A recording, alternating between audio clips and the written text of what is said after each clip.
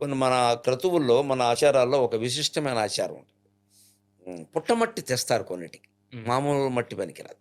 రేగడి మట్టి కుదరదు. కంకర రాళ్ళు అసలే కుదరవు. అదే పుట్టమట్టి. గురుగారు. ముఖ్యంగా వివాహంలో అంకురారోపణ అని చేస్తారు. నవధాన్యాలు అక్కడ పుట్టమట్టి వాడతారు. హ్మ్. సహస్రలింగార్చన చేస్తారు. అక్కడ పుట్టమట్టి వాడతారు శివలింగాలకి. పుట్టమట్టి మీరు తేవాలి అనుకున్నప్పుడు ఒక విధానం ఉంది. పుట్టలో పాము ఉంటుంది కాబట్టి నేను వెళ్ళను, నాకు భయం అంటే అది చేతకాంతాను. హ్మ్. పుట్టలో పాము ఉన్నా సరే నేను వెళతా అంటే అది దుస్సాహసం. అయిపోతాం. 2 చేయకూడదు. పాము వేటకెళ్ళినప్పుడు నేర్పుగా వెళ్ళి తెచ్చుకోవడం తెలియదు. తెలివి. అదే. అది భయపడ్డం కాదు. అది అదే గురుగారు. మనకి మట్టి కావాలి. పాముతో తగాదా కాదుగా. పాము దాని దృష్టి దానికి ఉన్నప్పుడు వెళ్ళి దాన్ని జయించి నువ్వు వీడియోలో పెట్టాలా? హ్మ్. అంత పని అక్కర్లేదు మనకి కదా. కావలసింది మట్టి. హ్మ్.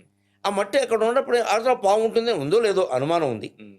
ఉన్నప్పుడు ఆహా కాసేపు చూడు, ఉందని ఏమాత్రం అలిగడ అవుతున్నాడు, అది వెళ్ళని దాని పని దాని కూడా నీకుతో దానికే ఉంది.